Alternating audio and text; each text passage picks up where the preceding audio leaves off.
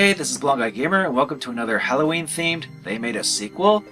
I wasn't planning on making the next They Made a Sequel a Halloween one again, but that's what happens when you take too long to make these videos. I am trying to fix that, I swear. However, for this year, I decided to make things extra special by teaming up with a good friend for this game. So please welcome SCXCR. Hail and well met, passers-by of the computerized video screen. Are you ready to do this? Absolutely. I've done all my research, I played through all the games in the series, and I have a lot to say about Jumping Flash 2. Wait, Jumping Flash 2? Well, yeah, Jumping Flash is a gem from early in the PlayStation's life cycle that many people may have heard of but not actually played. I have my Tallbox copy of it right here. And as for the sequel... No, we're not doing Jumping Flash 2, we're doing MediEvil II. You know, for Halloween. Well, this is awkward. I already had the moon boots and trampoline ready, and I fractured my right femur trying to jump off the roof of my home, but sure, let's talk about MediEvil. Wait, did you say MediEvil 2? Well, this is They Made a Sequel, so yes. Why don't you start things off by talking about the first MediEvil? Sure. MediEvil, a PlayStation 1 game from Sony Computer Entertainment and their European Cambridge studio. I got into it thanks to a demo disc back in the day, and after playing the full game a few years later, I grew quite fond of it. You play as Sir Daniel Fortescue, an undead knight who is revered as the hero of Gallowmere for leading an army against the evil sorcerer Zarek and his own undead army. While Daniel does defeat Zarek, he succumbs to mortal wounds shortly after. No, Dan was actually the very first casualty, getting shot in the eye with an arrow, and the Gallowmere army simply fought on without him. In fact, he only became a knight by pulling fantastical stories out of his ass for the king. To avoid embarrassment, since Daniel was the head of the royal army, the king lied and said he died valiantly while killing Zarek to keep spirits up. However, Zarek didn't die, and he comes back after 100 years to try and take over Gallowmere again. However, while taking townsfolk's souls and awakening the undead, Zarek's magic inadvertently reanimates Dan, giving him not only another shot at Zarek, but also the chance to redeem himself and prove he really is as noble a hero as the legends made him out to be. While I didn't play it until I downloaded it on PlayStation 3, I can say MediEvil still holds up reasonably well. The game plays as a 3D action adventure with several levels all throughout the gloomy Gallowmere. You'll be hacking away at enemies with melee and ranged weapons and exploring some decently sized areas, with a few puzzle elements here and there to keep things interesting.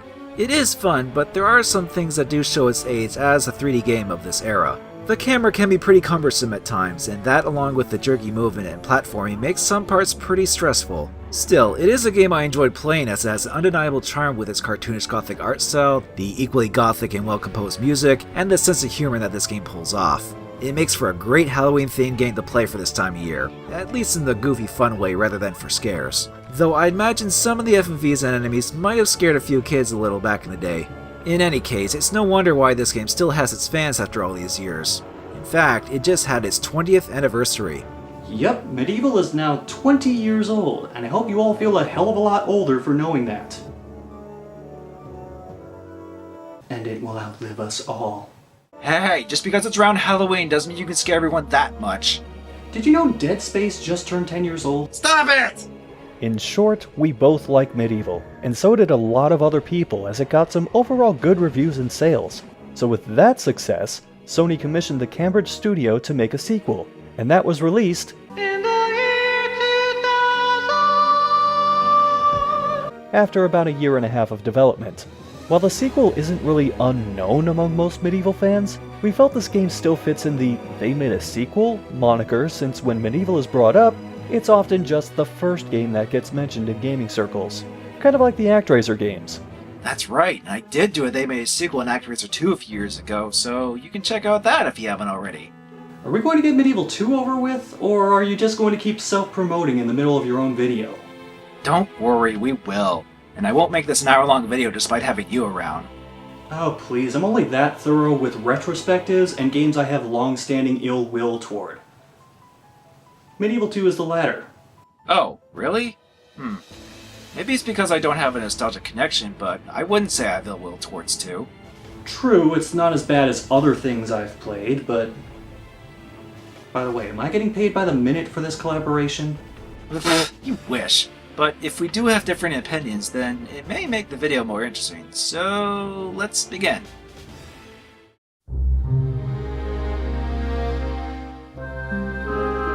Right off the bat when booting up the game, MediEvil II's intro cutscene changes things up by taking place 500 years after the first Medieval. Now set in 1886 in London, England instead of the fictional kingdom of Gallowmere, where Sir Daniel is now resting in a museum. Things start to take a dark turn when the game's antagonist, industrialist Lord Palethorn, uses Zorok's spellbook, which transforms him into a demon and unleashes the horde of undead once again. It's here that a squad from the Order, led by Sir Galahad, is sent in to deal with a threat. Wrong Victorian London 1886 game.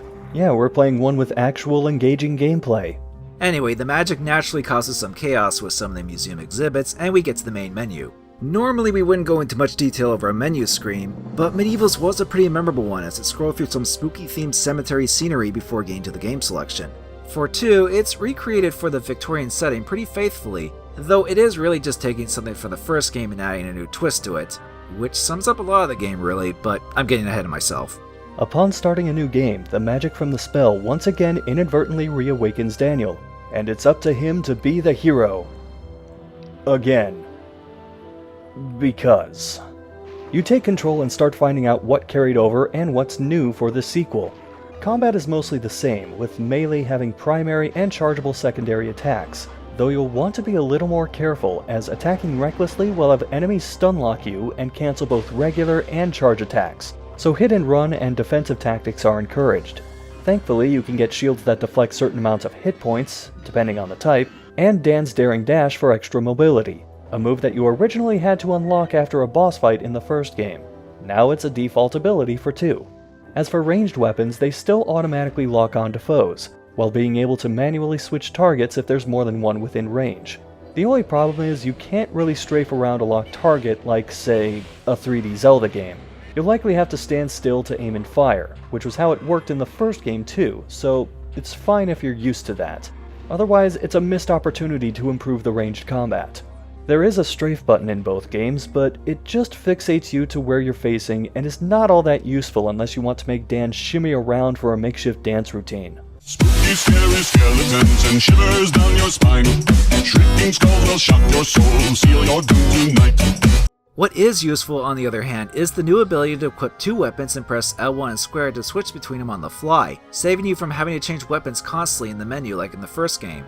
Granted, you're still going to be using the select menu a lot to use weapons, items, and other equipment, but adding a weapon toggle does help to make things a little more convenient. Another new feature is that the camera has been overhauled into a full 3D one, even being able to use the DualShock's right analog stick to move it in all directions. It's pretty neat to see a PlayStation 1 game actually utilize both analog sticks like this, when in MediEvil 1, only the left stick was used for movement.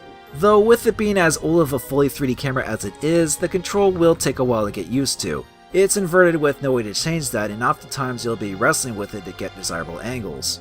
Especially since the game has more verticality in its level designs, with Dan being able to grab and go up climbable sections to higher areas. This goes hand in hand with the platforming, as it's still a little cumbersome with Dan's movement.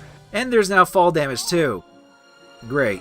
It is still better than MediEvil 1's platforming and camera only be able to swing left and right with the L2 and R2 buttons, when you were able to. And if you are more accustomed to that, or for whatever reason don't have a DualShock controller, you can use the L2 and R2 method in MediEvil 2. Pressing them together lets you look around in first person, an improvement over the previous game's over-the-shoulder look around. Also, walking with the D-pad or even the aforementioned strafe is recommended to deal with more narrow surfaces. You can learn most of the game mechanics with the advice of a new, friendly character in the form of Winston Chapelmount, a ghost child with a not-so-subtle nameplay on Winston Churchill. He gives you tutorials, hints, and can save your game at certain points, usually before bosses or after entering new areas within larger levels. That's in addition to the saving you can do when entering new levels. He pretty much functions as a replacement to the gargoyle statue heads from the first game. If the gargoyles are the Nintendo Wii, then Winston is the Lexibook your parent mistook for a Wii. The gargoyles had a more distinct personality and often jabbed at Dan for his somewhat embarrassing death. Winston is there. He doesn't have much going for him besides being a ghost boy with a grating Cockney accent, the kind you've heard in every Victorian-era portrayal. You don't even really learn anything about him or how he became a ghost other than he just crossed over to the spirit world. And I don't really care how that happened. Winston's role in this game is more transparent than he is. Yeah, Winston isn't that great, but another important character you meet shortly afterwards is his boss, Professor Hamilton Kift. He isn't as annoying, and is actually named after one of the main programmers, Martin Hamilton Kift. He helps Dan with... Wait, no, hold on, go back to Dan. Did he actually just say some words? He can talk? He can talk. He can talk, he can talk, he can talk, he can talk, he can talk, he can talk. I can sing! Okay, just to clarify, Daniel could talk in the first game. About as well as anyone whose jaw fell off would be able to. And that helped his character as a mostly decomposed hero. Here we get the crappy Saturday morning cartoon version of Dan.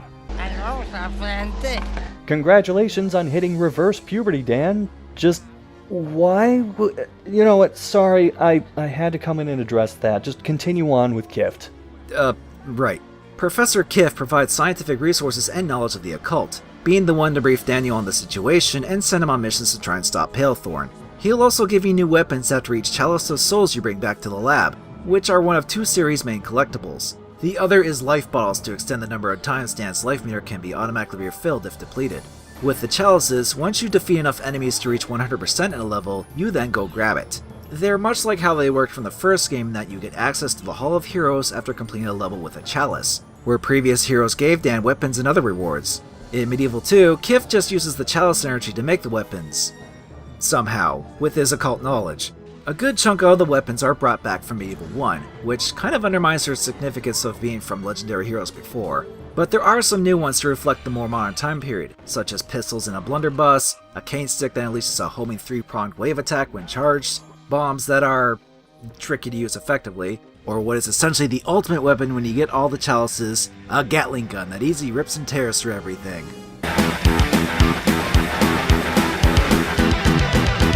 If you do go a little gun crazy like that, chances are you're going to run low on ammo. Thankfully, there's a spiv to be found throughout the levels, from whom you can buy ammo and get services that enchant or repair certain weapons and equipment with the gold you find. He's effectively another replacement of the MediEvil I gargoyles, the merchant ones to be exact, and he doesn't talk or really do anything else aside from giving a plot item late in the game, so he's strictly business otherwise. And a possible ancestor to the Resident Evil 4 merchant. A bit later on, you'll happen upon two of Palethorn's lackeys, Dogman and Mander, who have also been transformed by the spellbook's magic. Mander is an intellectual, reptile-like being that looks more like the grasshopper from James and the Giant Peach.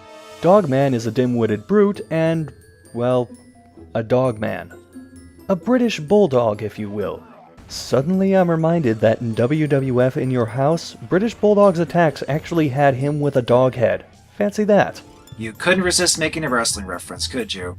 Hey, just be glad that I went the video game route and didn't make some obscure wrestling reference that only Oni Rokaku and 2 other wrestling nerds on Earth would get. Anyway, Mander and Dogman don't serve much purpose other than to be punching bags for Dan in a couple of fights. As for Palethorn himself, he's a villain. His only character traits are being more soft-spoken and intimidating, and then loud and boisterous when he's angry. Other than that, while more prominent than Zarek, he's not as memorable. Nor is he as competent, as you find out that the villains need missing pages of the spellbook in order to fully control its magic. That, and apparently they took a flying machine on loan from the League of Extraordinary Gentlemen. That's my headcanon for that thing, and I'm sticking to it. Lastly, in the support characters that Dan runs into is Kia, an Egyptian princess who was the last of Ramesses' wives. The pharaoh died before the marriage could be consummated, but she was mummified along with them because ancient Egyptians were dicks like that. Kia is a rather blatant insert of a love interest for Dan. Even the back of the box says that. Sure, she does assist Professor Kiff at some point, but Kia's not giving much in terms of things to do or character development outside of being grateful for Daniel releasing her. And when you do save her at one point, because of course you do, they are all over each other. It just seems a little shallow. Then again, a relationship of a skeleton knight with a mummy is something pretty inventive among undead archetypes. Actually, given that Kia is thousands of years older than Dan, does that make her an undead equivalent of a cougar? What? I don't know what's worse, that you put conscious thought into that, or that it kind of, sort of makes sense. Well, regardless, as shoehorned as Kia and the subsequent romance are, is it wrong that I actually do find her and Dan as a couple kind of endearing? Well, I don't, but I can sort of see it. Hell, if anyone wants some somewhat obscure material for a video game couples cosplay, here's a prime example of one. Going back to the levels themselves, there is a decent variety of locations and objectives to do. Sometimes there's keys to find to unlock corresponding doors, which replaces the colored runes of the first game. Other times you'll need to do some other task or puzzle solving that is a little more extensive in 2, such as using a torch instead of a wooden club for fire-based interactions, or grabbing blocks to push and hold them rather than just pushing them before. The most extensive new ability, however, is Dan's head being detachable when you reach a certain level, where you can switch between the head and a headless Dan that is a little more vulnerable. By removing Dan's head with L1 and triangle in context-sensitive spots, it's used for some clever puzzle solutions. Not only that, but about halfway through the game, Dan gets the ability to place his head on zombie heads that crawl about in specific areas, becoming Dan Hand, allowing the head to move around and enter areas only this form can go into. It's a creative utilization for Dan's skeletal nature. Though that's not to say he didn't before, where he could rotate his entire upper torso on his spine for spin attacks, or use an arm as a last resort weapon, even be able to throw it no less. And those are still here in 2 of course, it's just that the head mechanic is a nice addition. Before you get access to Dan Hand, there is one more form of Dan you get to control, Dankenstein. It's the result of Kift and Kia attempting to make their own monster to confront Palethorn's Iron Slugger, made specifically to combat Daniel and company. Oh, and the level beforehand has Dan gathering body parts for it within a time limit. But when the head gets destroyed, well, that's when Dan improvises and becomes Dankenstein, in a boxing match of all things against the Iron Slugger. Yeah, this change of playstyle comes out of left field, and hopefully you have the instruction booklet or other means to look up how to control this part, because the game sure as hell doesn't tell you. Otherwise, it'll take a few tries to figure things out. The objective, obviously, is to take out the Iron Slugger, but that's easier said than done. If you try and go in fists flying, your health and limbs will drop faster than a Black Knight in a Monty Python movie. It's best to be defensive, dodging attacks and blocking high and low, then get in a shot when you can with hooks, jabs, or even special attacks if you want to risk it, to chip away at its health. If you do get pummeled, you can wait out the round to recover for the next one. In between rounds, you control Headless Dan, and if any of your limbs were taken off, you can hunt down imps to recover up to 2 limbs within a time limit, as well as restore some health. Hey, look everybody, they actually thought of something for Kia to do. As long as you're careful, you'll get the better of the Iron Slugger after a few rounds. It doesn't recover health, and its limbs can come off too, making the fight go faster. While it's a novel idea, you only play this mode once. And though diversions like this can work and be fun, I mean, the first MediEvil had a pseudo-RTS fight in it, this just feels more out of place for a MediEvil game. As frustrating as the Dankenstein fight was for me at first, it was doable once I figured it out. Although there were some frustrations when it came to replaying levels. For starters, the game is more linear in that you select levels one after the other on a projection screen rather than from an overworld with branching paths like before. Granted, with that structure in MediEvil 1, you'd often have to find key items at the end of other paths in order to progress on the main one, so you can argue it's still fairly linear in that sense. There is nothing wrong with making a game more linear to reduce that kind of unnecessary backtracking. It just feels like instead of improving on the structure of 1, they made it easier by making level progression straightforward in 2. But my biggest issue comes from the fact that the health springs that refill about 2 life bars of Dan's energy, while replenishing much faster than the ones from the first game, are permanently gone when used. In other words, if you need to replay a level because you didn't get a chalice and don't have very much life going in or any springs left, then you're pretty screwed. Life vial pickups do respawn, but are not found too often and only refill a third of a life bar. And the drumsticks that turn enemies into roast chickens, yes, that is an item you get in both games, don't recover a lot either, and you only get 30 of them. Add the fact that sometimes in the story you can even go back to the level select after a few levels or exiting out of one, and you have something of a design oversight. I mean, in MediEvil 1 you can go back to previous levels and the springs are there again, even if doing that is tedious, especially with the slower refilling. The only benefit of going back to old levels in 2 is that with the Dan Hand, you can find and access hidden areas with extra golden health springs, though the platforming challenges in some of those aren't very fun given the more jerky nature of Dan Hand. Also, getting the chalice again rewards you with more gold, but more gold doesn't really help with my health situation. It got to a point where I didn't want to load an old save and used a code to open the cheat menu to refill my life instead. Oh, come on, I just explained how bad it can get if you have no health in the game. Are you really gonna get on my case on this? Well, normally I would just call you a cheater pumpkin eater, but given the amount of pumpkin-related things in both Medievals, and my being the first person to say cheater pumpkin eater in about 30 years or so, I think that insult is moot, so I'll just settle on cheater. Whatever. Well, if you're going to bring up the cheat menu, we might as well mention the other things it can do. Like invulnerability, skipping levels, getting the chalice right away, more gold, activating the Dan Hand ability early, or even messing around with the size and shape of Daniel's head. MediEvil I also has a cheat system similar to this, though the cheat options are more limited. It has an additional menu where you can mess around with some debug and camera options, listen to the soundtrack, and watch the FMV sequences, including ones that were cut from the game. Actually, 2 doesn't even have that many FMV clips besides the intro and endings, so it's a bit of a step back in that department. And speaking of the endings... Hold on, we're about to talk about endgame stuff here. We should put up a spoiler warning. Oh, come on. Who's going to get upset about spoiling the ending to an 18-year-old semi-obscure sequel? Dude, some people can get really riled up over this kind of thing. And? It's your video's comment section, not mine. Gee, thanks. Anyway, if you don't want to see this kind of stuff, just skip to this time in the video. Good? Okay, now let's keep going.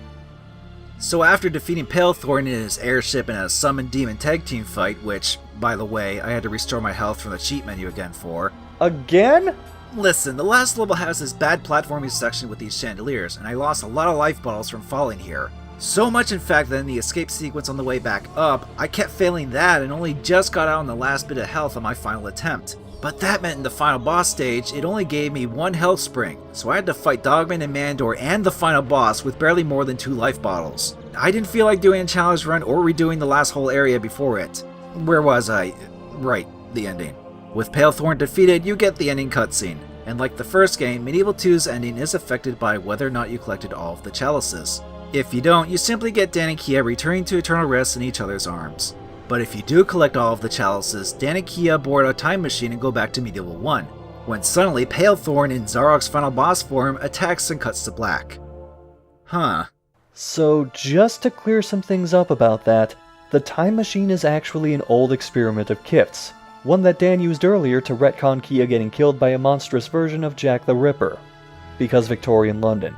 Wait, what about the other oh, wait, what? So instead of time collapsing in on itself and wiping out all existence, Dan gets an armor upgrade that lets him take damage until its power is depleted. Sure. Anyway, the time machine is actually a reference to the novel of the same name by H.G. Wells. At the very least, this is still better than the 2002 movie. As for Palethorn suddenly being MediEvil I's final boss, well, apparently he used the spellbook to do some time traveling of his own. This is enough for people to think that this is the bad ending, while not getting all chalices is the good ending. Even the GameFAQs entry says this, and because of the misinterpretation, it's been thought that the endings were mistakenly switched around. Let's be perfectly clear about this. That's not true. The all chalice ending is more of a bonus twist ending that the developers included for fun. In that sense, it's not a bad ending, nor is it a cliffhanger to a planned MediEvil 3. Stop spreading bullshit video game trivia that they somehow made the mistake of misplacing the ending cutscenes. Do not pass Dan's crypt, do not collect 200 gold coins. So with that out of the way, how does MediEvil II hold up in the video and audio department? Actually, pretty well. Mostly. Going from medieval gothic to a Victorian gothic theme was not a bad move, although some areas do suffer from being a tad more brown and grey as a result. It also doesn't help that there is a sewer level, because of course there's one, even if it's not as bad as it sounds. The overall graphics are more detailed with better draw distance, not to mention that people actually look like people and not Tim Burton nightmares from the last game. The music is really good too. It's just as good, if not even better than the first game's soundtrack, which was done by the same composers, Andrew Barnabas and Paul Arnold. The moody and atmospheric compositions set the tone perfectly and fit in very well. Even for being synthetically orchestrated, it actually sounds pretty convincing. Too bad that wasn't the case for Dragon Quest XI, am I right? Topical. The voice work, aside from Dan and Winston, isn't too bad either. Fun fact, Palethorn is voiced by Steve Bloom. Add that to his 37 million roles. Although I did encounter a couple of minor audio glitches in the dialogue. Man, without a ring, my Buster, the imps are going crazy! But that may be from either the minor scratches on my disc or the PlayStation 3 emulation. MediEvil II did much to retain most of the original game's core mechanics, and even improve on some of them. However, even upon playing it again after all these years, I struggle to call it anything other than average at best, mediocre at worst, as several changes wound up backfiring, like the camera being way too close or hard to move in some levels despite the added maneuverability. It's one step forward, one step back. The story and environment, however, just a step back. The first MediEvil wasn't just Dan saving Gallowmere from Zarek, it was a shot at redemption he never thought he'd get. The chance to not be some propped-up imposter of a hero. MediEvil II is the plot playing 6 degrees of Sir Dan to justify his saving London, and giving way too much screen time to annoying paper-thin side characters. The Victorian London setting feels bland compared to Gallowmere, and while I realize humor is subjective, MediEvil I's dark, biting, but still silly humor comes off much better than the juvenile, cartoony shtick MediEvil II goes for. You know, when I say that out loud, it does sound a bit harsh. Let's see if I can't debrief our friend over here. Never mind, I'm not taking it back. Well, at least we know it's not just the Japanese that do that kind of fan service. Aside from that, as a sequel, there are some good ideas while keeping things similar enough, though there are some hit and miss parts where it feels like the developers were throwing every idea at the wall and trying to see what stuck. Some of that may have to do with the fact that the first MediEvil's director, Chris Sorrell, was not the director for 2. He did pitch in early ideas and concepts, but wasn't otherwise involved. For the sequel, he said, quote, "Overall, I liked most of what they came up with for M2, though I disliked the squeaky-voiced helper ghost, and definitely in places the game's humor crossed a line for me from the silly, bawdy tone we had in M1 to something a little too puerile for my liking. I would also have definitely kept the Hall of Heroes, since I always thought that was one of the more distinctive presentational mechanics we created in M1. Oh, and Dan's voice was horrible. Incoherent mumbling was a far better way to go." That actually sums it up better than we did. As for me, I think MediEvil 2 is a decent enough sequel. Not a groundbreaking one, but one that can still be enjoyable if you like the first game. It got some good, but not quite as high as MediEvil 1 review scores, and even won a BAFTA award for Best Console Game.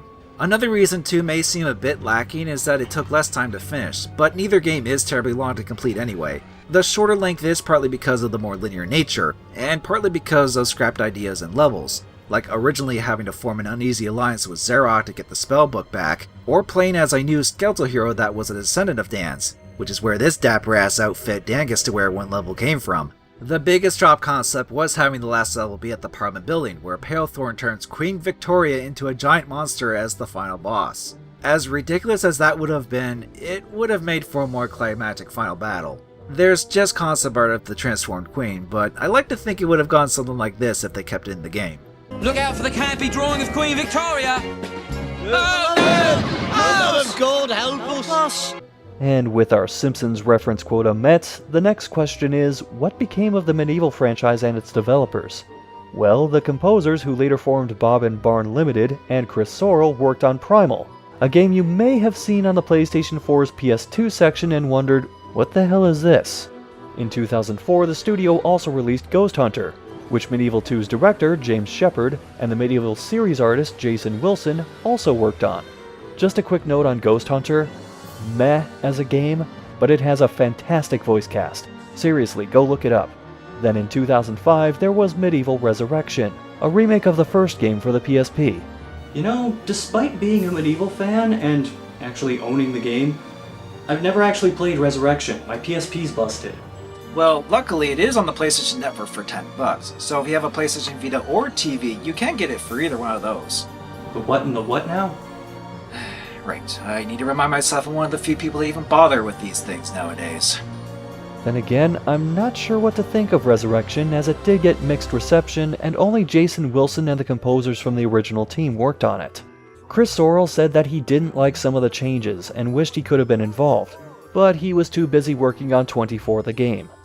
What a sentence that is. Yes, the same studio that made the MediEvil games also did this. Although Chris did praise the studio for accomplishing what they did within a year's development time.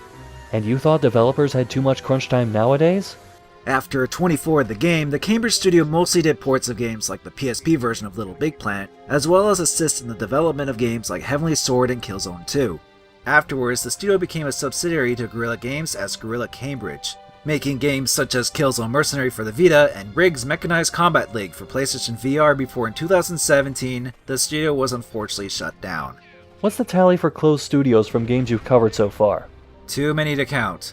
As for MediEvil elsewhere, well, Daniel's an unlockable character in Hot Shots Golf 2, and he is playable in PlayStation All-Stars Battle Royale as one of the few actual PlayStation characters.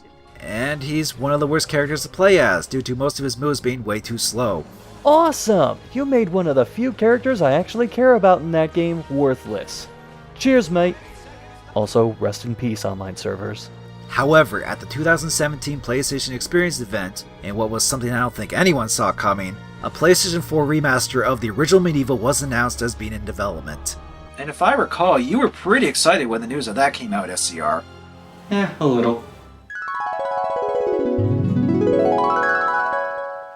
It has risen again!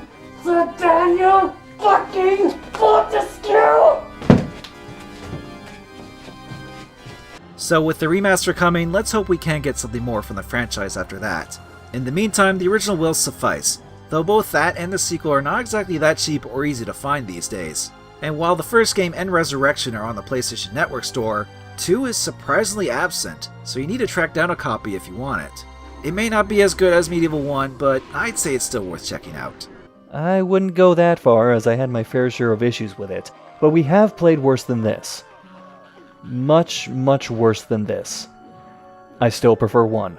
So that was MediEvil II, a sequel that I thought was okay, and SCR, well, had more criticisms than I did, but I hope you all take with what we said with a grain of salt. And thanks again for helping me with this They Made a Sequel, SCR. It was a lot of fun. No problem. By the way, you want to help me with my ritual? What ritual? You know, just the ritual I'm performing to get a new MediEvil game made within the next 5 years. Come on, I'll show you! Now don't get me wrong, a remaster is great, but if we want a proper MediEvil 3, some sacrifices will have to be made. Right, Blondie? I think I'll just wait for the remaster like everyone else and hope for the best. Alright. I guess I'll have to get somebody else's blood, jawless skull, and lock of hair for this.